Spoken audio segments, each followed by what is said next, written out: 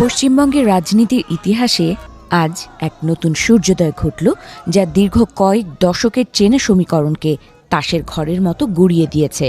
গঙ্গার পলিমাটিতে গেরুয়া শিবিরের এই জয় কেবল ভোটের অঙ্ক নয়, বরং এক সুপরিকল্পিত ও দীর্ঘ লড়াইয়ের চূড়ান্ত মহাকাব্য। যে অসাধ্য সাধনের স্বপ্ন নিয়ে অমিত শাহ বাংলায় পা রেখেছিলেন, আজ তা বাস্তবে ধরা দিয়েছে। নবান্নের মসনদ দখলের এই লড়াইয়ে সেনাপতির ভূমিকায় থাকা শাহের সেই দীর্ঘ 14 দিনের নির্ঘুম রাত আর অলিগলি চষে ফেলা পদযাত্রা আজ সার্থক। রণক্ষেত্রের পেছনের কারিগর হিসেবে যাদের নাম উঠে আসছে, তাদের কৌশলে পরাস্ত হয়েছে তৃণমূলের দুর্জয় দুর্গ। নির্বাচনের ময়দানে যখন হাড্ডাহাড্ডি লড়াই চলছিল, তখন পর্দার আড়ালে মাস্টার প্ল্যান সাজিয়েছিলেন ধর্মেন্দ্র প্রধান।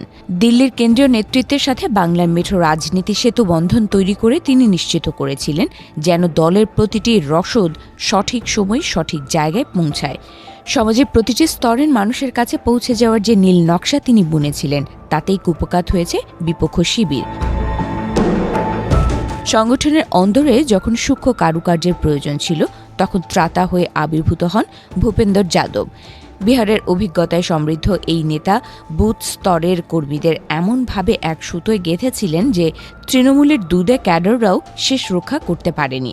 আইনি জটিলতা থেকে শুরু করে বুথ ম্যানেজমেন্ট, প্রতিটি পদক্ষেপে তার তীক্ষ্ণ নজর বিজেপিকে 1 ইঞ্চি জমিও ছাড়তে দেয়নি। তার শান্ত অথচ দৃঢ় নেতৃত্বই ছিল এই জয়ের অন্যতম স্তম্ভ। উত্তরপ্রদেশের কারিগর সুনীল বনসল যখন পশ্চিমবঙ্গে পা রাখলেন, তখনই অনেকে অশনি সঙ্গে দেখেছিলেন।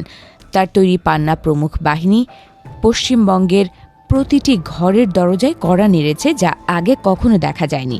তৃণমূলের দীর্ঘদিনের চেনা ক্যাডার ভিত্তিক কাঠামোর পাল্টা হিসেবে বনসল গড়ে তুলেছিলেন এক সুশৃঙ্খল ও লড়াকু সংগঠন। তার সেই নিঃশব্দ বিপ্লব আজ বিজেপিকে পৌঁছে দিয়েছে 206 আসনের ম্যাজিক ফিগারে, যা বাংলার রাজনৈতিক ইতিহাসে এক নজিরবিহীন ঘটনা।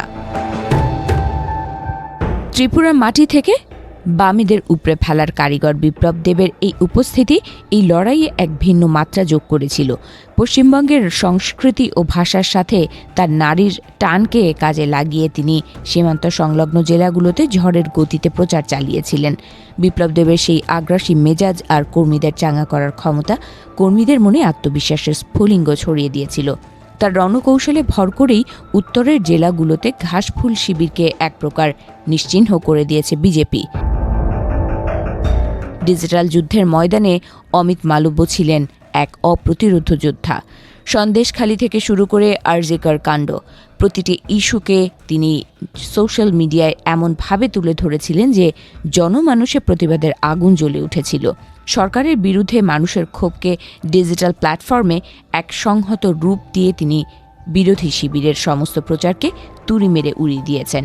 তার এই ভার্চুয়াল লড়াই বাংলার বাস্তব রাজনীতিতে এক প্রবল অ্যান্টি ইনকামব্যান্সি হাওয়া তৈরি করতে সক্ষম হয়েছিল।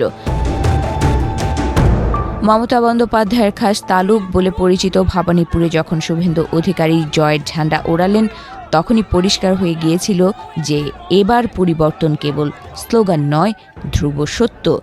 দিদির সেই হারানো গড় আর বিজেপির বিপুল আসন প্রাপ্তি প্রমাণ করে দিয়েছে যে মানুষ এবার বিকল্প বেছে নিয়েছে। রাজ্যের সরকারি কর্মচারীদের 7ম পে কমিশন বা অনুপ্রবেশকারীদের বিরুদ্ধে করা ব্যবস্থার যে প্রতিশ্রুতি অমিত শাহ দিয়েছিলেন, তা সাধারণ মানুষের মনে গভীর রেখাপাত করেছে।